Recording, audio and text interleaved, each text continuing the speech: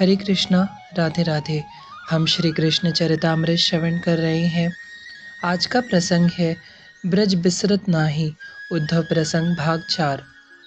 नाथ, ऐसे विकल मत होइए, अपने आप को संभालिए। मेरे गुरु बृहस्पति जी कहते हैं, श्री कृष्ण तो सबकी आत्मा है, वह तो घट-घटवासी हैं। एक ही है जो सर्वत्र है और सर्वदा है। नाथ, आपने ये उपदेश नहीं किया उन गोपियों को, आपने उपदेश नहीं किया उन ग्वालों को। तात, मैंने श्री कृष्ण को भाव समाधि से जगाया था, वह उठे थे। मैं उनको लेकर अब महल की ओर आ रहा था, तब मैंने उन्हें यह सब कहा था। उद्धव, मैं विदुर जी को बताया था। उद्धव, प्रेम में उपदेश नहीं होता, वहाँ उपदेश की मान्यता भी नहीं है, वहाँ तो बस प्रेम होता है, अधिकार होता है। इतना कहकर श्री कृष्ण चुप हो गए थे, क्योंकि प्रेम वाणी का विषय नहीं है। यह बात मैं समझ नहीं पा रहा था, पर श्री कृष्ण इस बात को समझकर ही चुप हो गए थे। महल के द्वार पर माता देवकी खड़ी हैं। उन्हें देखकर श्री कृष्ण ने अपने आंसुओं को पोंछ लिया था। चरण वंदन किए श्री कृष्ण ने। संकोच करती हैं माता देवकी जब जब श्री कृष्ण उनके चरण छूते हैं। कृष्ण, मुझे पता नहीं था कि तुम्हें क्या प्रिय है। आज मैंने रोनी से पूछा तो उन्होंने बताया। माता देवकी बोली थी, महल में आ गए थे हम लोग। माता के हाथों में कुछ था, थाल थी, उसमें उन्हें श्री कृष्ण के लिए कुछ रखा था। सोचो कृष्ण, क्या है इसमें? देवकी माता श्री कृष्ण से पूछ रही थी, पर श्री कृष्ण आज गहरी उदासी में डूबे हुए हैं। मैं ही दोनों की बातों को संभाल रहा था। क्या है माता, आप ही दिखा दीजिए। मैंने कहा, उद्धव, इसकी प्रिय वस्तु है जो ये वृंदावन में खाता था। तुम्हें क्या बताऊं, ये इस सामान्य सी वस्तु के लिए चोरी करता। श्री कृष्ण का मुखमंडल फिर वृंदावन यह नाम सुनते ही गंभीर हो गया था। माखन, मैंने पूछा। हाँ माखन, ये इसे बहुत प्रिय था।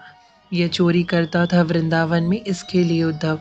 यशोदा इसको माखन देती थी, शायद पेट भरकर नहीं देती थी, इसलिए चोरी करता था, है ना कृष्ण? देवकी माता मुस्कुराते हुए बोली जा रही थी। पर यह क्या, श्री कृष्ण रो पड़े थे, एकाएक रो पड़े, हिल्कियों से रो पड़े।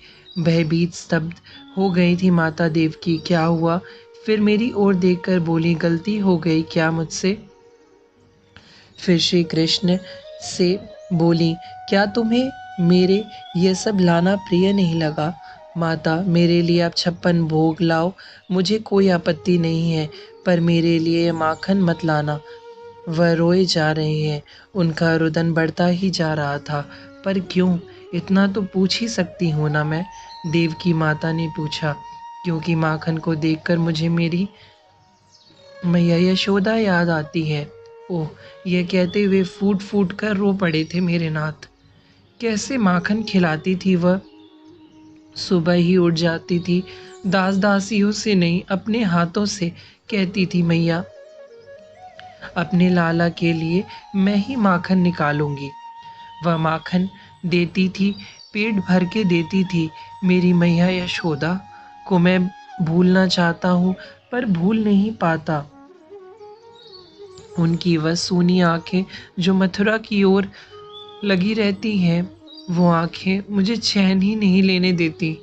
माता, माखन मत रखना मेरी थाली में, मैं माखन नहीं खाऊंगा। क्या कुछ कमी है मथुरा में? उद्धव, पूछो अपने मित्र से, कुछ कमी हो तो वो बता दे, यहाँ सब कुछ है। देवकी माता इतना कहकर चली गई कृष्ण के पास से। मैंने कृष्ण की ओर देखा, बस देखता ही रहा। वह कमल नयन बस बरस रहे थे निरंतर।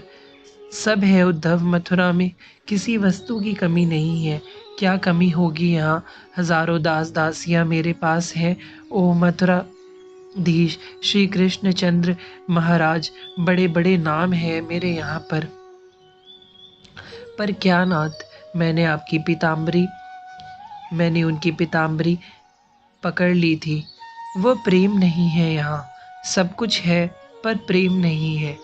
एक चीख आ जाती थी ना मुझे वृंदावन में, तो मैया पागल हो उठती थी। गरम जल, हल्दी, शहद, क्या क्या नहीं करती मेरे लिए।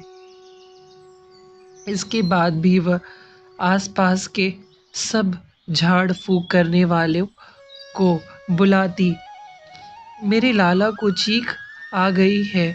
वह प्रेम यहाँ कहाँ। श्री कृष्ण उसी झरोखे में जाकर खड़े हो गए थे जहाँ से यमुना दिखाई देती थी।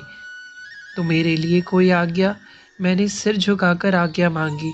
उद्धव, मैंने झूठ बोला उन लोगों से। मैंने अपनी मैया से झूठ बोला कि मैं आऊँगा वापस। मैंने अपनी गोपियों से झूठा आश्वासन दिया कि मैं आऊँगा। मैंने अपने सखाओं को कहा मैं आऊँगा, पर उद्धव, मैं जा नहीं पाया। श्री कृष्ण बिलख रहे थे यह कहते हुए। पर वह लोग अब तक तो अपना देह त्याग चुके होंगे। मैंने फिर कहा, नहीं, वह लोग आस लगाए बैठे हैं। सबके सब आस लगाए हैं कि मैं वापस आने वाला हूँ। उन लोगों का क्षण क्षण पल पल मेरी याद में बीतता है। वह अपने देह को त्यागेंगे नहीं, क्योंकि उन्हें पूरा विश्वास है कि मैं जाऊंगा उनके पास। तो मेरे लिए क्या आज्ञा? मैंने फिर पूछा। तू जा, ब्रज जा, मेरे मैया बाबा को समझाना, मेरी गोपियों को उपदेश देना। हाँ, उपदेश देना तू दे सकता है, मैं नहीं दे सकता, क्योंकि मैं तो उनका प्रिय हूँ ना। प्रियतम का उपदेश प्रेमी लोग मानते कहाँ है। तू दे, तू दे भी सकता है। तू उद्धव, तू अपना परिचय मेरा मित्र और गुरु, देवगुरु बृहस्पति का शिष्य कहकर देना, तब तेरी बात वह लोग सुनेंगे।